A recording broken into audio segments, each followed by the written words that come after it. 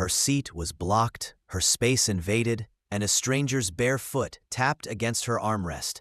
But when Imani Blake calmly asked the white woman to move, she got hit with the words that can cut deeper than a slap. People like you don't belong in first class. What happened next silenced the entire cabin. The hum of the engines was steady, almost soothing, until Imani Blake realized she couldn't even sit down. Her first-class seat, 3A, was half consumed by a bulky canvas tote, stuffed so full its zipper looked ready to burst. On the armrest, a pale, bare foot lazily tapping as if it owned the space. Imani's voice was calm, but every syllable carried weight. You'll need to move your bag and your feet. The woman in the seat ahead turned slowly. Beige cardigan, pursed lips, a smile that never reached her eyes. Oh, sweetie, this is my space. Why don't you ask the flight attendant to find you another seat? Imani didn't move, didn't blink.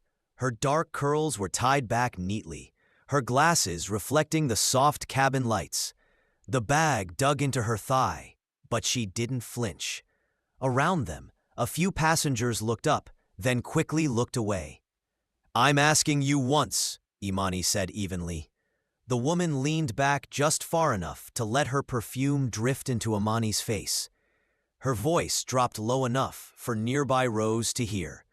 People like you don't belong in first class. The words landed like a blade. The man across the aisle shifted uncomfortably. A woman 2 rows up froze mid-sip of champagne. Imani's gaze didn't flicker to the insult. It moved instead to the black dome above the overhead bin. Cabin security camera. She simply said, noted. The tote pressed harder against her hip. The foot slid further up the armrest. Careful, the woman said, her tone sharp under the fake sweetness. Wouldn't want my bag to get dirty. A flight attendant in perfect red lipstick arrived, smiling tightly. Is everything okay here, ladies? The cardigan woman was ready. She's the problem, she announced, jabbing a manicured finger toward Imani. She's been giving me looks, making me uncomfortable since I sat down. I just asked her to keep her belongings in her own space, Imani replied, steady as stone. Some people don't understand boundaries, the woman said, leaning on that last word like it was law. Imani met her gaze. The rules say your items go under the seat in front of you.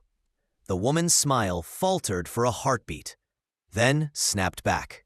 And I say, she stopped. Imani's attention had shifted past her. Down the aisle came Captain Daniel Brooks, moving with the quiet authority that made passengers instinctively straighten in their seats. His uniform was flawless, silver bars gleaming. Is there a problem here? His voice was calm, but carried enough weight to still the whispers. Yes, the woman jumped in. This passenger has been aggressive toward me since boarding. I feel unsafe. Captain, Imani said clearly, I'd like you to review the cabin security footage from the last 15 minutes. The cardigan woman chuckled, shaking her head. Oh, please, what footage? From behind Brooks, the lead flight attendant, Carla, stepped forward with a slim tablet. Brooks didn't take his eyes off the woman as he tapped the screen. The footage played in silence. The shove of the tote, the foot propped on Imani's armrest, the lean-in to whisper. Brooks rewound, switched on the audio. Through the cabin speakers came the voice. People like you don't belong in first class. Passengers shifted in their seats. The man in 3C lowered his phone. Someone else whispered, wow.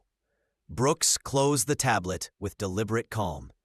Mrs. Rail, he said, please collect your belongings. Her voice pitched higher. You can't just... TSA officers are waiting at the gate, he said, already signaling to Carla. The woman's eyes darted down the aisle, searching for a friendly face. None appeared. Phones that had been ready to film were now held low, waiting to see what came next. This is ridiculous, she snapped. You don't know who I am. Imani rose slowly, smoothing the front of her navy blouse. Her tone didn't rise, but the shift in the cabin was immediate. Actually, She said, "I do." She reached into her tote, pulled out a slim black wallet, and flipped it open, the gold letters catching the cabin light. Special Agent, Federal Bureau of Investigation. A ripple of shock swept the cabin. "You've been under investigation for months, Mrs. Rail," Imani said. "Today, you made it a lot easier to finish the job." The woman's mouth opened, then closed. Her bravado cracked. "This is harassment." She tried again, louder now, as if volume could undo the moment. "No," Imani replied, sliding her credentials away. "This is accountability."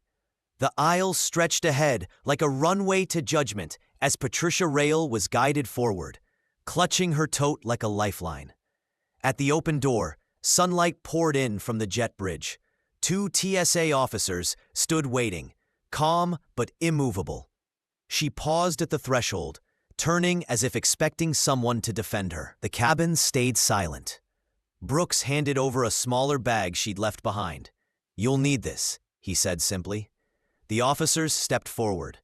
In seconds, she was gone. Brooks turned back to the cabin. "Thank you for your patience, folks. We'll be underway shortly." His eyes found Imani's for a brief moment, a silent acknowledgement. Imani sat again, buckled her seatbelt. The man across the aisle leaned toward her. "You handled that well." She gave a faint smile, just making sure the next person doesn't have to buy a ticket to be treated like a human being. Outside, the ground crew pushed the plane back. Engines roared to life. The silence in the cabin wasn't tense anymore.